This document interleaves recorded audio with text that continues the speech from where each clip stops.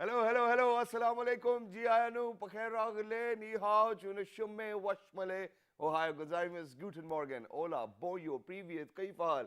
And a very amazing khosh amadi to everybody who's tuned into PT World and are watching World this morning on a Friday, fabulous morning over here in Islamabad. Ladies and gentlemen, with me I have the very intelligent, the very pretty, the very amazing, the very mesmerizing, the very fantabulous Maha Makhdoom. And my name is Shazad Khan. Hello Maha, how are you today? Hello Shazad, Assalamu alaikum everyone. I'm very well today and thank you. That's a very kind, generous introduction. Thank you very much. And it makes me smile and it makes me feel good and it's a great way to So, start. yeah, it's positive time reinforcement. Exactly, so it's time to rise and shine, wake up, get up. And in fact, even if you're not very focused about your goals today, it's all right. Because it's the weekend, you can, give them a thought again and again. Exactly, you have a few days to kind of catch up with the things you've been procrastinating on.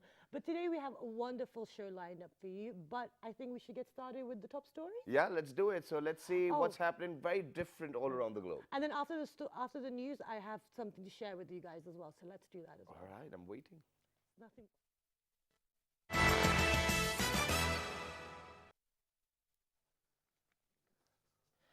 From Washington to Los Angeles, students walked out of U.S. classrooms in the largest grassroots protest against gun violence seen in years, demanding action 1 month to the day after a deadly shooting rampage at a school in Florida.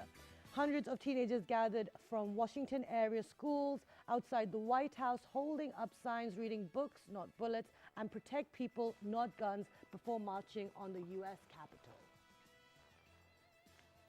Power is in the hands of the people. Exactly. And moving on, where officials in the Indian state of Uttarakhand have saved a wild elephant from drowning in the river. Forest guards at Rajaji Tiger Reserve near Rishikesh found the elephant stuck at one of the barrages on the river. Wow. Poor I mean, elephant. it might be very difficult to take an drowning elephant out. Gosh. Honestly. And last but not the least, Islamabad United beat Quetta Gladiators by 6 wickets in the 28th match to secure top place in the Pakistan Super League 2018 at Sharjah Cricket Stadium. With the win, Islamabad United now lead the table with 14 points after 9 matches. Wow, Islamabad always rocks. The intention was for a 4, but he's out, caught Doing well in behind. the beginning though. This is New ball, I start of think the it was second just- 10, and that's been carted right down and reached it. Look out! All right, ladies and gentlemen, these were the top stories, and now coming back to the point where Maha actually wanted to tell us something. Oh, okay, yes. go ahead. So basically, I don't know, I should have checked with you before and the producers before I said this. But one thing about this road, because I was slightly late to work. I had to leave after 7:30 today.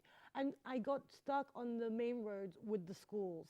Now, I know a lot of parents are watching. When you guys are dropping off your children, please do not block the main roads of the city because people are in a rush or they're trying to get to work. It's very selfish. I understand that, children's lives are really important and their safety comes first.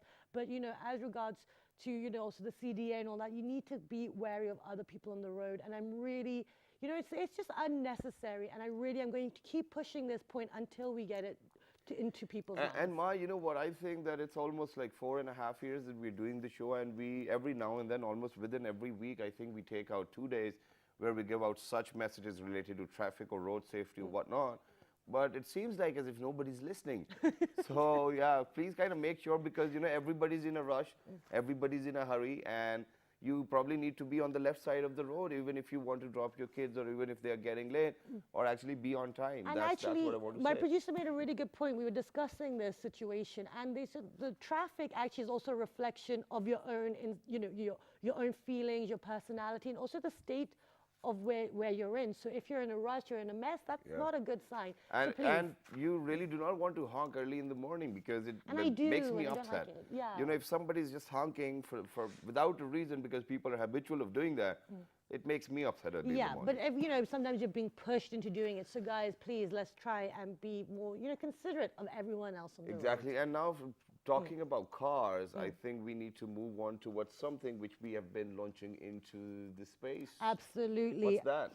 It is the anniversary, 16th March 1926. Robert Goddard launched the first liquid fuel rocket. the idea, where did it Yeah, come from, Shazad? the idea was actually taken from a Russian author, and he actually wrote it in his book. Well, he might not be even just an author, he might be a scientist too as well, ladies and gentlemen. His name was Konstantin Silvosky. Yes. I think that's what the name is, and in Russia, yeah, that's what we say, Privyet. Yeah, absolutely. So let's go to share a video with you. Let's get some information about this gentleman and the importance and what it's all about. And what did he do? Because, you know, if there were no rockets, I don't think that there would have been any bombings. Let's take a look. Yeah. Before Robert Goddard, but they weren't powerful enough to get to space. We began to understand why around the turn of the 20th century. First, Russian physicist Konstantin Tsiolkovsky defined the physics of a rocket that could get to space. Then Robert Goddard set out to actually build it. Goddard meticulously studied every aspect of rocketry in school. In 1914, he patented his first designs for liquid fuel and two-stage rockets. With his own money, he started testing every rocket he could find.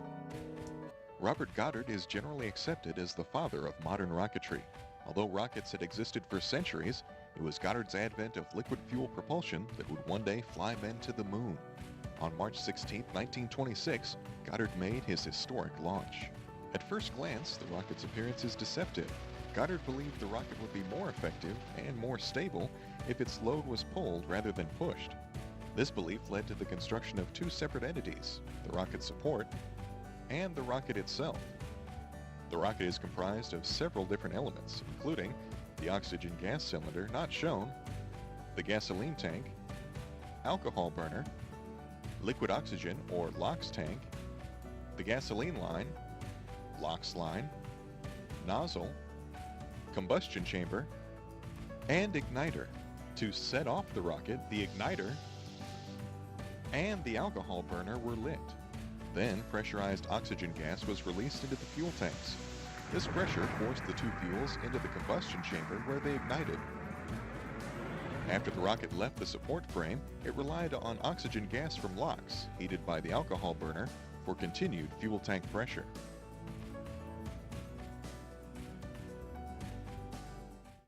So on 16 March 1928, ladies and gentlemen, first liquid fuel 26. rocket. Yeah, 26? 1926. 1926, first liquid fuel rocket was actually launched.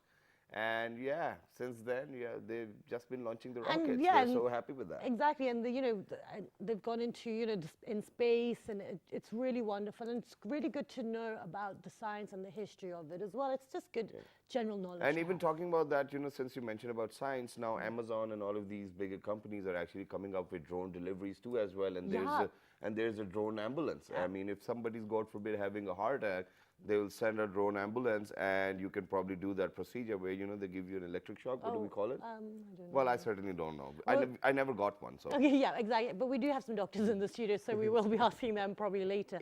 But now, moving on, Shazad, today is another very important day. Yes. And it's something that every single human being, actually living creature, needs to do in order to survive. Exactly. What so, is it? so, ladies and gentlemen, we are talking about sleeping over here because today is World Sleep Day as well. And when we talk about sleeping, well, yeah, I think half of the population on this globe loves sleeping anyways, and nobody wants to work and they just want to sleep.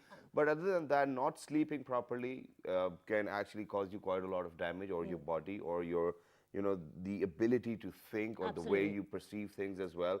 And there are different sleep disorders which we are going to raise awareness about. Absolutely. And so today is, like as Shazad mentioned, it is World Sleep Day, and we will be discussing psychological aspects and also how can we make things better for ourselves and what is happening within Pakistan, because there are lots of factors involved with it, as Shazad mentioned. Exactly. So roughly, I think we can give them an overview of what kind of sleep disorders we're going to talk about. So Can you name some? I can name some from my mind because my notes, I've misplaced them, but it's sleep apnea, snoring, then insomnia, and I can't remember, there's a lot And more. restless legs? Yes. I mean, this is something which I cannot get. I mean, what kind of a sleep disorder is restless I think, legs? I don't know, I feel like my mother has that. So when she can't sleep, they're like stretched. I don't know, we'll find out, but she's always like, Or you just start to shiver. your I guess. leg, I think, just don't, yeah, I don't know. We have experts in the studio, so we'll get them to explain everything to us now, because it's very important, because there's medication involved and, there's a proper science behind it. So to discuss the psychological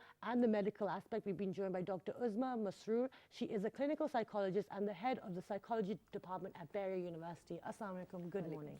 Thank you so much Thank for you joining very us much today. for joining us. You know, it takes us a lot of energy to, you know, say, oh, you know, we do have some amazing guests over here in the studios, this, that, and when we say Assalamu alaikum and when we get a reply, Assalamu alaikum. That's fine. It feels like as if the other person sleepless. All right, so moving on, alongside Dr. Uzma Masroor, we have been joined by Dr. Suhail Naseem, who is the director at Shifa Sleep Disorder Center, and he's a lung specialist too. Hello, Assalamu alaikum. How are you? Very good, very good. Thank you Thank very you much so for much for joining joining us, us. on such a very an important day. But let's get started. So, I think we need to get started from the very basic points. That is how important is sleeping for us, and for how many hours do we really need to sleep every day, or during the day, or whenever we feel like. So, I think Dr. Sahil. Yeah. Sleep is very important because it serves a lot of purposes.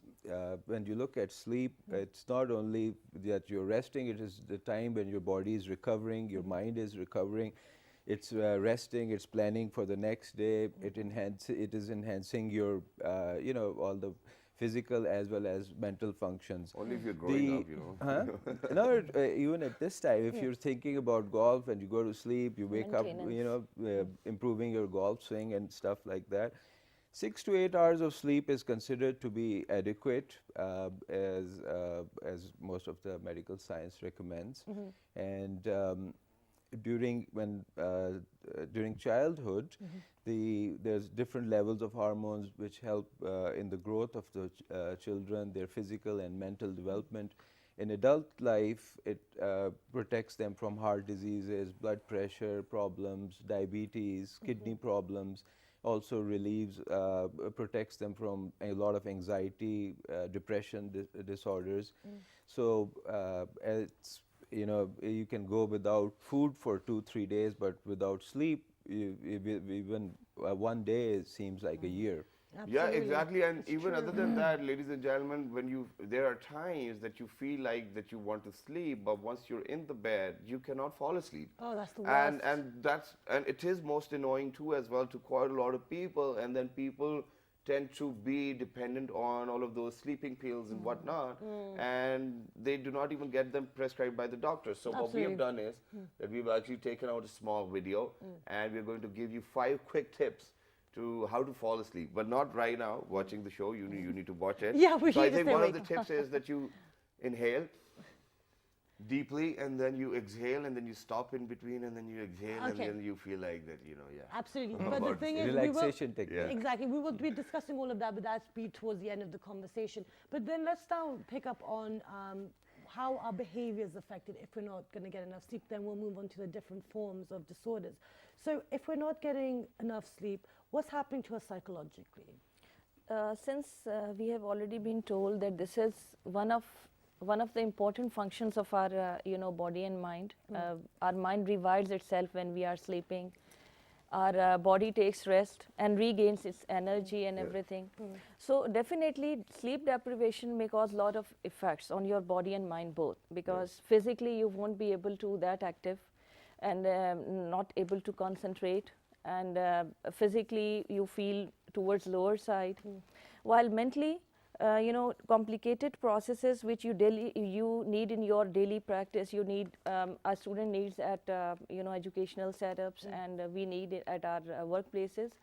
Those mental and cognitive processes are usually hindered when you are not properly slept. Okay. Yes, you have not taken proper sleep, a lot of disturbance might take place, overall behavior is disruptive, and unable to concentrate and focus, and then important decision making and memory and learning, and all these functions are usually impaired and disturbed. Okay. Yeah. No, but first of all, before we go towards the video which we want to share, what I want to ask is, how do you get into sleep disorders? Because this might be your lifestyle. There might be different Lot of ways factors, that you come to a point where you're like, okay, I cannot even sleep now. So Dr. Saab, you want to add? Well, the condition that you were describing is called insomnia, and there are two kinds of insomnia. One is sleep onset insomnia, where you lay in bed and you cannot go to sleep up to, like, let's say 30 minutes, you're tossing and turning. Well, that's The just other nothing. That's nothing, hours. The other kind is called sleep maintenance insomnia, where you fall asleep, but 2 hours later you wake up and you're looking at the ceiling and you're like tossing and turning. So most of the time, insomnia results from some kind of a stressor in your life, you know, like death of a loved one, you know, some medical illness, you know, some loss of work, job, and once that cycle starts, it self-propagates. You know, once you start thinking about sleep and that you have trouble sleeping, it kind of, you know, gets in your mind and it just propagates itself. So you have to trace the stressor, which is the one leading to, and then kind of resolve it with the help of the clinical psychologist, medication, counseling. All right, so you very rightly and very correctly said that, you know, it can be because of, you know, that you've lost somebody or you were depressed or, you know, there was anxiety. But I was reading this article that in Pakistan, there's an increased number of sleep disorders because of substance abuse too. So what kind of effects do we have from substance abuse? And then so that people, God forbid, if there are any, you can relate to that, and then there are treatments available. Right. Substance abuse is very common, especially some which are legal, some which are illegal. Legal substances include nicotine, excessive smoking, caffeine, tea. Dopamine. Huh? Dopamine, I guess, you know, because That's in your brain. That's the chemical. no, there's a medicine which actually. I know. That's something. But that's these are the legal. Then illegal substances also come into play, such as, you know, there's a higher incidence of illicit drugs in the society, which leads to that. One other common thing which is causing a lot of sleep problems in adolescents and young adults is these electronic devices.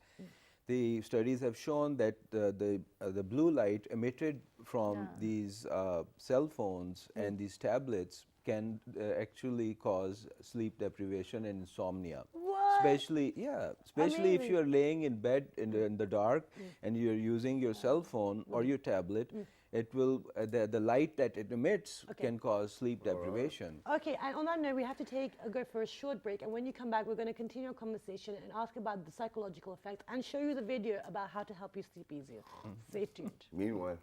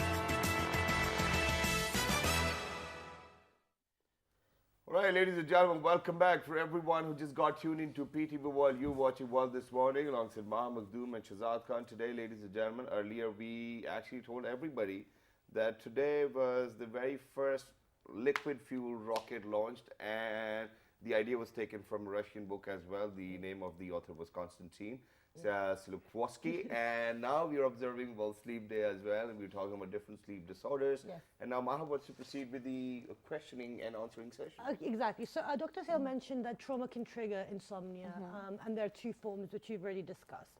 But then now moving on, how, you know, when someone has dealt with this trauma, how does it affect them, and then how can they start to get out of it? I will definitely talk about the trauma and its consequences in the form of insomnia. But I would like to highlight some other reasons of insomnia as well. insomnia is basically caused by your day routine activities. You know, any disruption in your day routine activity and following your regular schedule when you are not taking care of your body, and then again your mental functioning is also involved. Any kind of stress or any kind of unresolved issues might produce such kind of disturbance in your sleep. It could be again maintenance insomnia as well, like you are able to sleep and then you wake up with some thoughts, some dreams, some nightmare related to your issue. So there are many other causes as well, like anxiety. You know, it could be natural as well. For example, sometimes we are suffering from some physical illness, and we are also facing some difficulties in life, and sometimes due to all these reasons it is sometimes natural that you do not fall asleep or you have some disturbance in sleep.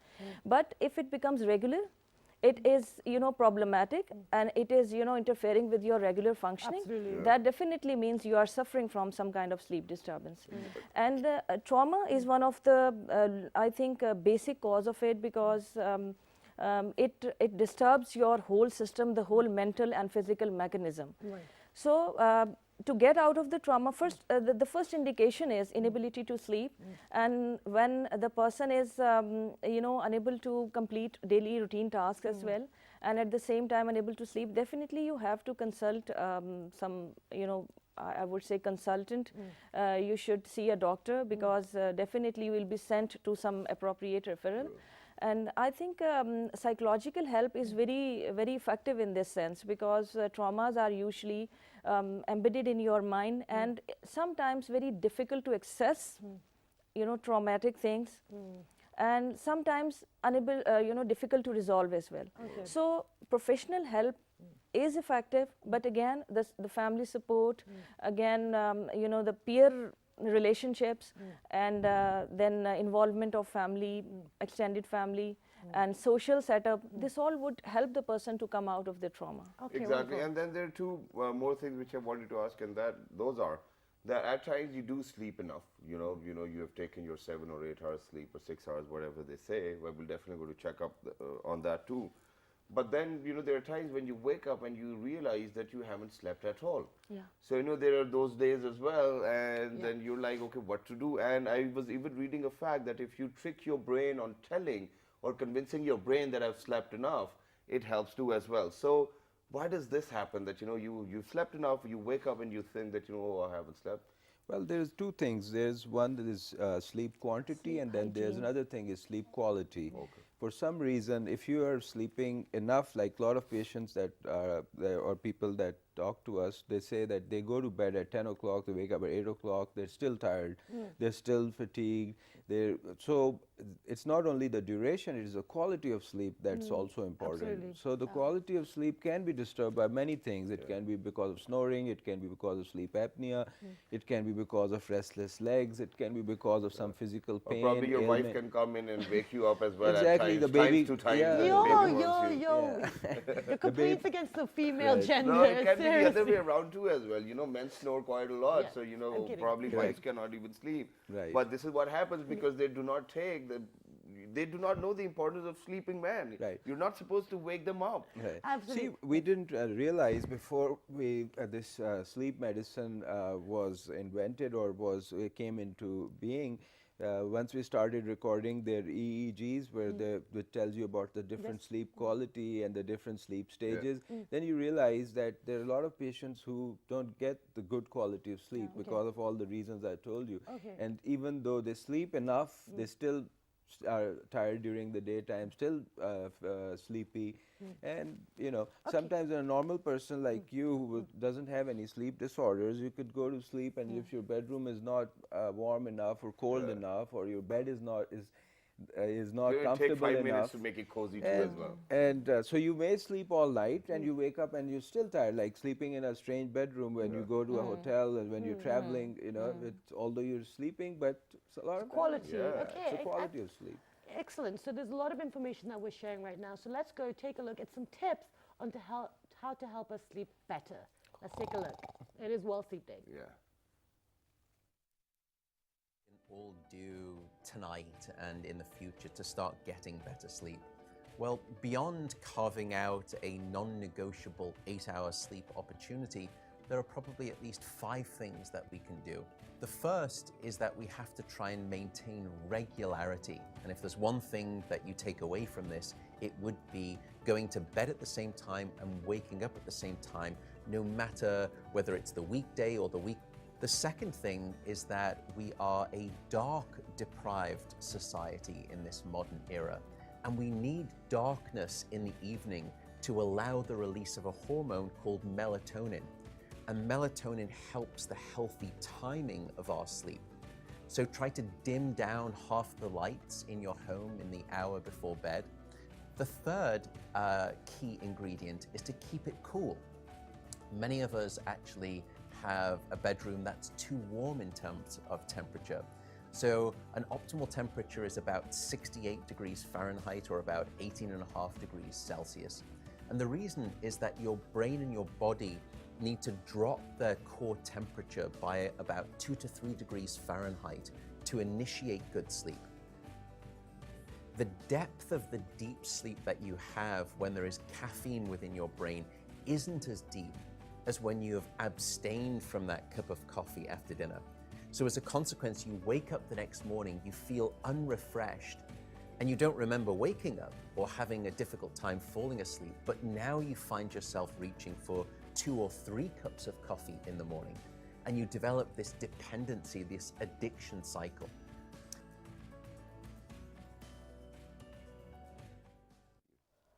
Okay.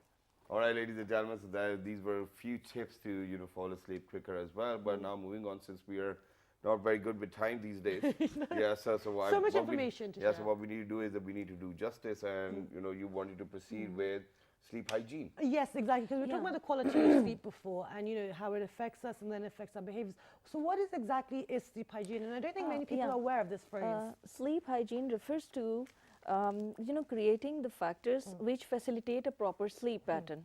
For example, you should have a routine that is properly set, that physically and mentally you should be, comfortable, and you should have set time to sleep. Secondly, your environment should be, as already mentioned, like your bed and your home, temperature, the room environment, and especially place should not be noisy, lot of interruptions while you are sleeping. And again, using some equipment, using some device or book, anything that might trigger your mind more actively. So it should be avoided.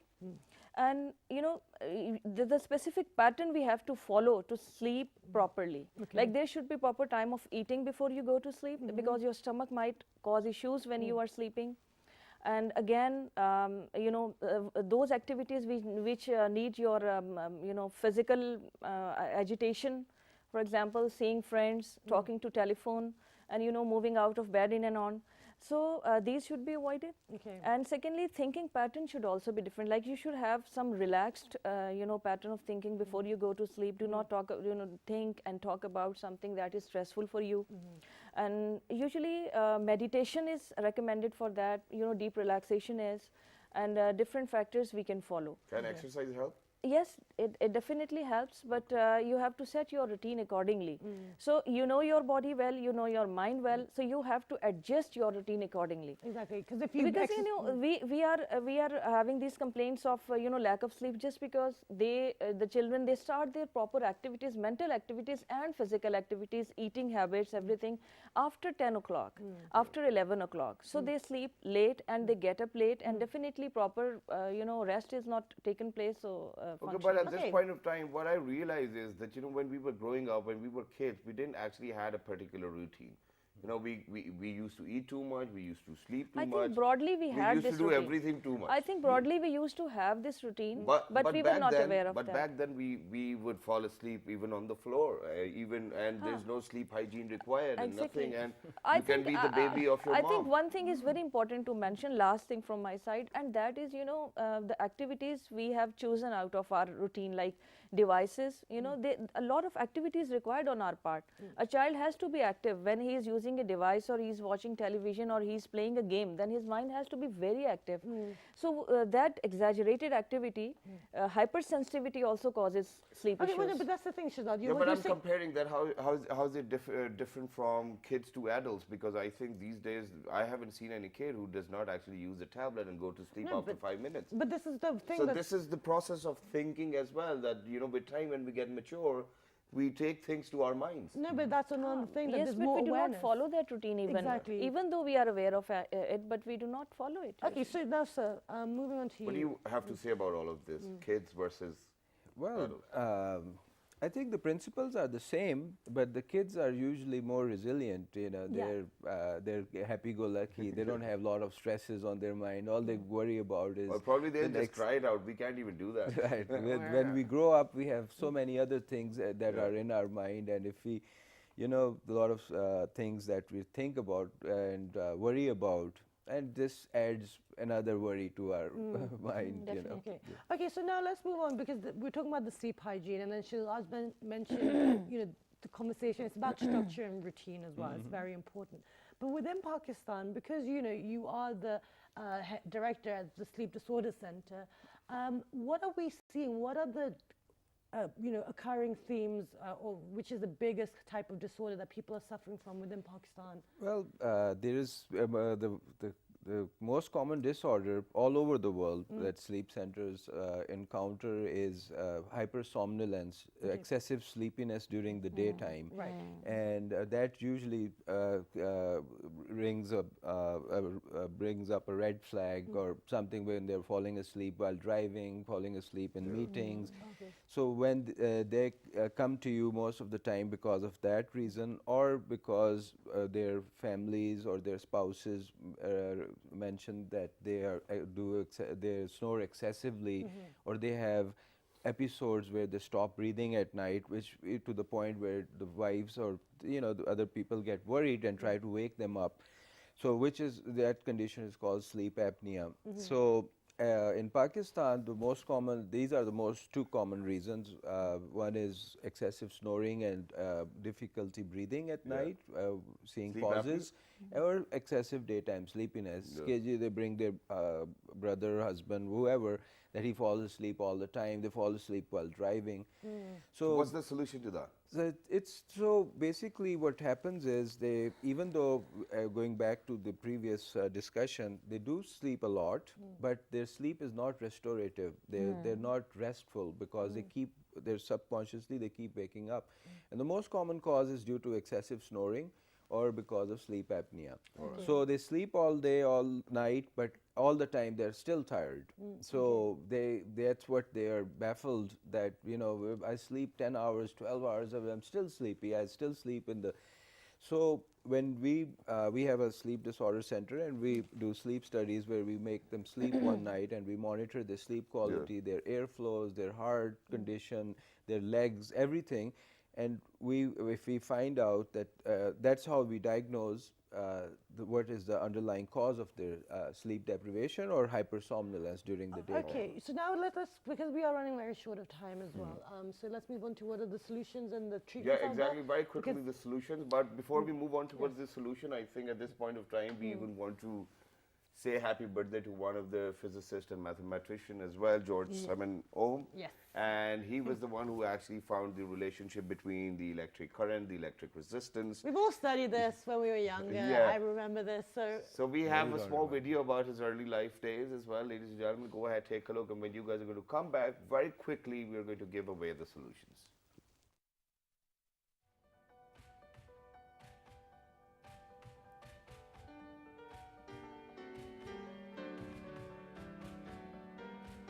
Georg Simon Ohm was born in Erlangen near Nuremberg in southern Germany on the 16th of March 1789, the son of a university technician. The father devoted much of his spare time to physics and maths and gave his sons Georg and Martin intensive lessons in these subjects. From 1800 to 1805, Georg Simon Ohm attended high school. Then, at the age of 16, he enrolled at the local university to study mathematics, physics and philosophy. In 1817, he went to Cologne to teach in the Jesuit college. It was famous for the excellent equipment in its physics laboratory.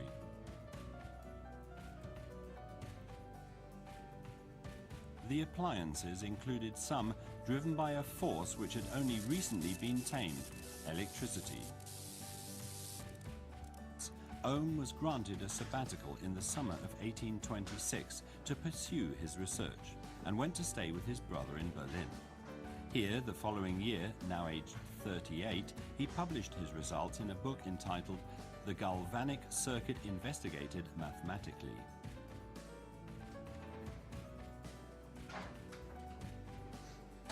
Georg Simon Ohm knew that he had made a groundbreaking discovery, but he did not become an overnight star. Far from it. The German universities continued to ignore him, although he made intensive efforts to obtain an academic position. Many professors had nothing better to do than ridicule his mathematics.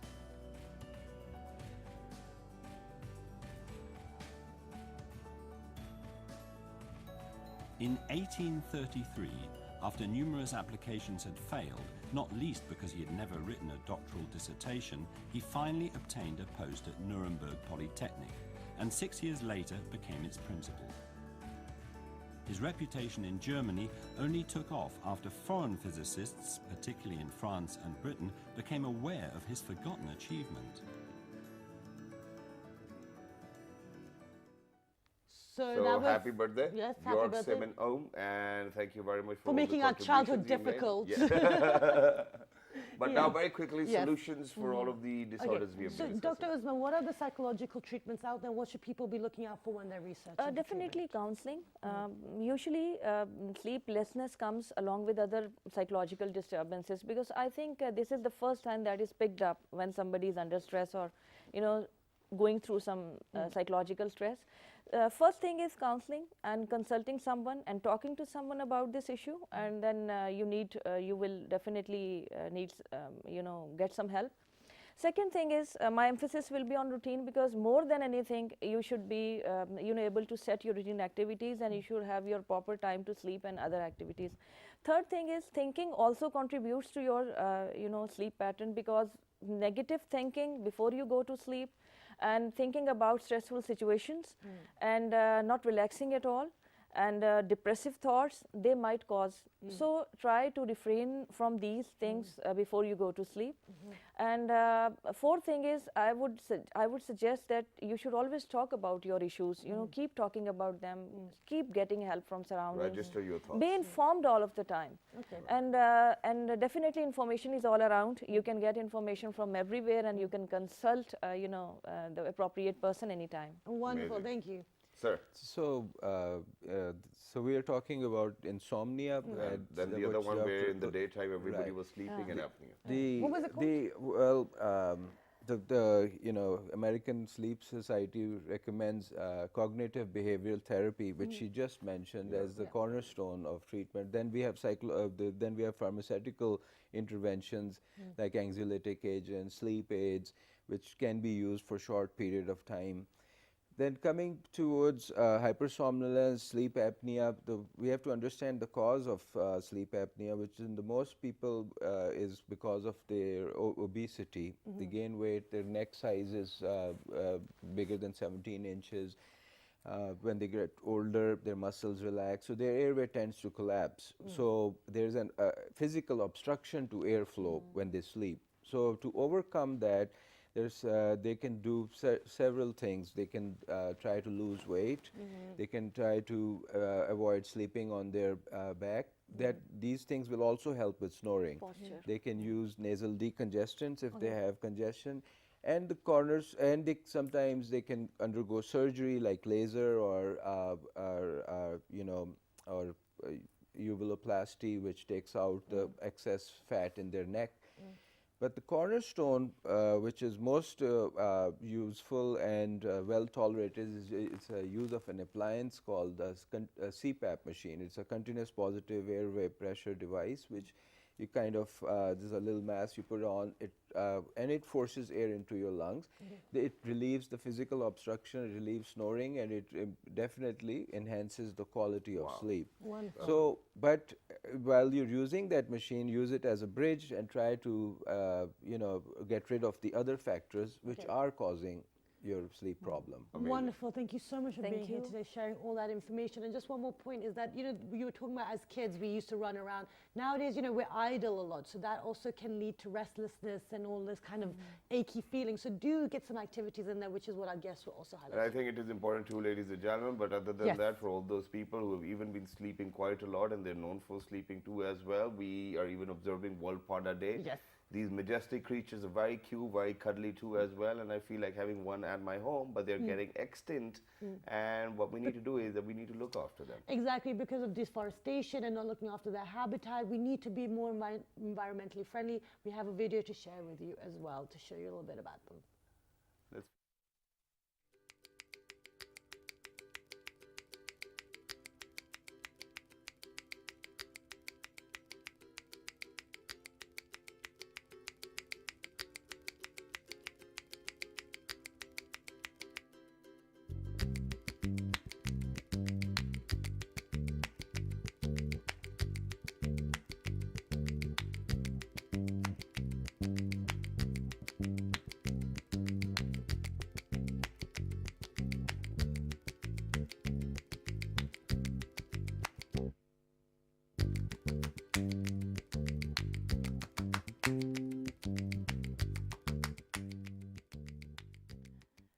Welcome I feel like a panda now. Yeah, absolutely. But now we have run out of time. Have a wonderful weekend. If you want any information, log on to our Facebook fan page. It's with the name of World This Morning. Our Twitter page. World This Morning without a G. Our Daily Motion YouTube World page. This Morning, World This Morning. And the repeat is at 11 p.m. Have a wonderful weekend. Be good, be safe, and we'll see you bright and early on Monday. Till the next time, 1, 2, 3, good morning.